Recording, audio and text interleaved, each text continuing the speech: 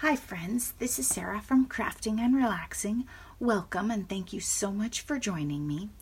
Today is Saturday, early Saturday morning. You're going to see this video on Sunday. I'm testing out the die that our sweet pea, Whimsical Endeavors is her channel name, sent me. She saw this die and I commented and she said she was sending it to its rightful place because those of you who watch my channel know that I love stars. I'm not a hearts girl. I love stars. Anything you can put stars on, I put stars on birthday cards. I put stars on Christmas cards and everything. Everything needs stars. If I can, if there are two shapes next to each other, I'm going to take the star every time. I have a lot of star dies and I'm always looking for the perfect ones and different ones. So I was super excited when I saw this and P was sweet enough to send it my way. When I looked at this, I wasn't really sure how it worked. And a lot of people have commented that they want me to use it and show them. I did a quick Google search, so I kind of get it, but I'm not the type to sit around and like study for hours and plan. I don't draw out cards. I just get an idea and go with it. On that note, today I need about 20 cards, and I'm hoping that I can get them all done today on Saturday so that I can have Sunday to maybe my craft room could recover, and I have about 1 million other projects I'm doing, right? I have December daily. I'd like to send some stuff out to some of you. I have a lot going on. I have big dreams for today. So my plan was I would cut some card fronts and I would use this to just whip out a whole bunch of cards. That's one idea. But here's the interesting thing. This die is, I measured it and forgot already. Let me check. 2¼ inches wide. So the layer that I cut here is only 3 3/4 because of how I layer my cards. But let me show you. If it's 2¼ inches wide, it would take up the entire front of an A2 card. Now that doesn't mean I'm not going to do it, but if it was vertical, it would go like this. Now it might work. It's slightly shorter than it is wide. So it might work to do them horizontal. And then you'd have some room. You could put a sentiment or something else. I don't know. So we're going to experiment. The first thing is I'm showing you here that I cut these pieces of paper. That's a bummer, but they're not going to work for this, I don't think. They might when I get a little more experienced, right? I might be able to, no, I don't think so. Or I could do them at an angle. That might work and it might be fun. But I think for now I'm going to set these aside since we're just practicing. And I don't think we should test my abilities right out of the gate. Then we'll use these. These are larger that I cut 5 inches wide to allow it to flip easy and a little taller. Does that make sense? So my counter, if you watch my channel, you know my trick about my gray board.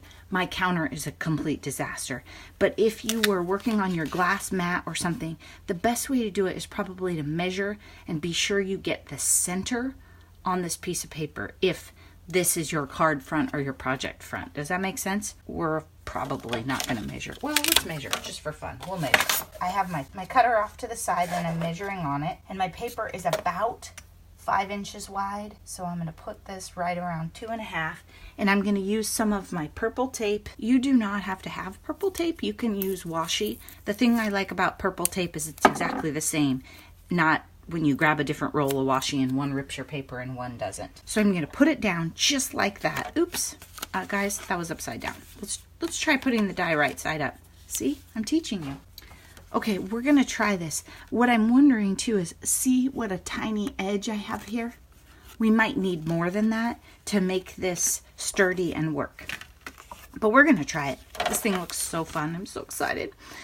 Okay, now got my blue plates and we're just going to run it through, and it doesn't seem super detailed, and Hero Arts does pretty well, but since we're just figuring this out and we don't need any problems, I ran it back and forth. We're going to set the die machine off to the side, and I feel like we need a drum roll. Okay, I don't like this paper on the back. That's part of why I used it. I'm not doing no paper left behind, but I kind of feel like I am. Like, should I use all of my paper? It's authentic and I like it so much, you know, I don't like to let it go to waste. Okay, this tape stuck really well and it's a little bit dainty under there. There we go. Okay, here we go. Okay, then you take this, and we should probably use a bone folder or some kind of tool. And I, of course, am so messy that I don't know where my Teflon one is. This one has some sort of glue on it. This surface is a little smoother. So what it does, if you look super careful, it scores right here, and then it cuts all these layers. So I think you could do a couple things. You could layer it like, one thing I was thinking about was you could have it at the edge of your card right here, and you could have like your sentiment that says happy birthday, and you could take your X-Acto and cut out like every other. That would be kind of cool, and it would let the paper behind it show through. Maybe it would be glitter or something. But for now, I'm just going to show you like how it was intended to be. And when I Googled, I saw that they come in other shapes, right? It's not just the star. There's a snowflake one. Okay, because I don't love this paper, I don't think I'm going to love this outcome, but that's okay. We get the idea. I wanted to do it with paper that I would use, but not paper that I loved in case it went badly. And then, so I'm just doing every other, grabbing them, folding them over. It seems like they're all scored. I'm not really sure why. Okay, and I think you could do it different ways, right? Like I said, I didn't study the package. You could fold, I'm going to zoom you in a little so you can see better. I like mixing printed paper, so I'm fine with this, but some of you might not be. You could fold it like this and glue it down. I think also if you wanted, you could think about it and fold it the other way and then put some printed paper, fold the whole thing over and put some printed paper behind it. I think that's going to be super, super cute when I'm done with it. I also think I'll probably put some Wink Stella, and it doesn't need, it needs a little touch up right there at the top. I didn't get it like super tight. There we go. That's a little straighter. It doesn't need a lot at the edge, right? It wasn't a sloppy cut. It gave it a nice clean. So I think I could make this fit. Oh yeah. Look, I could make it fit this way on a card front and do a bunch. Let's make one. I have to know, you guys. So let's make one like this. This one will give you great contrast to see. Is there such thing as a paper that's like foily or glittery on both sides? Like in holiday cards, it's okay if our star is falling or tilted, or, you know, it might be a falling star. It's not necessarily always a straight up and down patriotic star.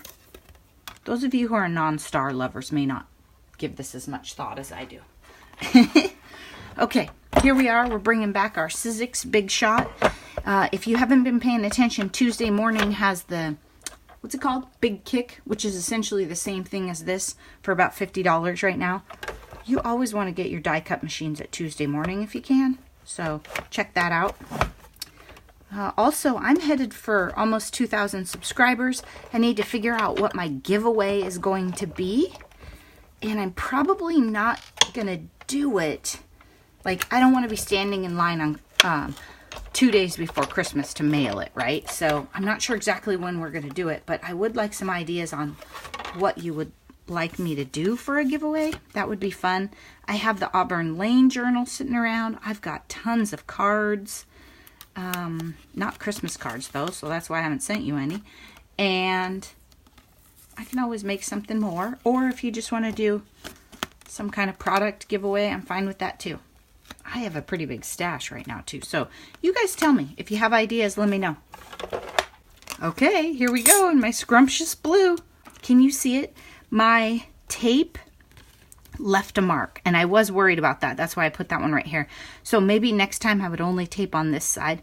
It didn't leave like sticky. Like, I don't think it's the tape's fault. It left an impression. Also, I probably could use new mats. Cutting plates. Do you guys do that where you, I don't know if I want to fold the center this time. But do you do that where you put off replacing your mats? Nobody can lose a project as fast as me. Okay, on this one, I folded the very first one, the center. On this one, I'm not going to do that. I'm going to skip the first one, and I'm going to start at the second one. Just, I don't know that there's a right or wrong. I just want to see it all the different ways. Whew, that little one is hard to deal with. So I would get, okay, if my nails didn't have really thick shellac on them, that would be helpful. And this is very nice thick mirror cardstock, so it's a little tough to bend.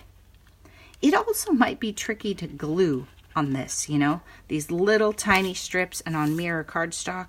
I think I'd be super careful with what adhesive I chose so it didn't leak out, be super skimpy. I gotta get that.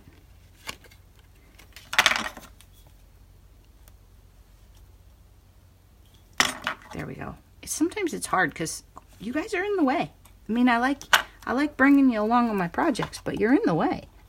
Oh my gosh, look how cute that's gonna be. That would be cute on red. I don't have a red mirror paper, but it would be cute on red too. I'm pretty good about keeping my specialty papers all in the same place. I can look through there later and see.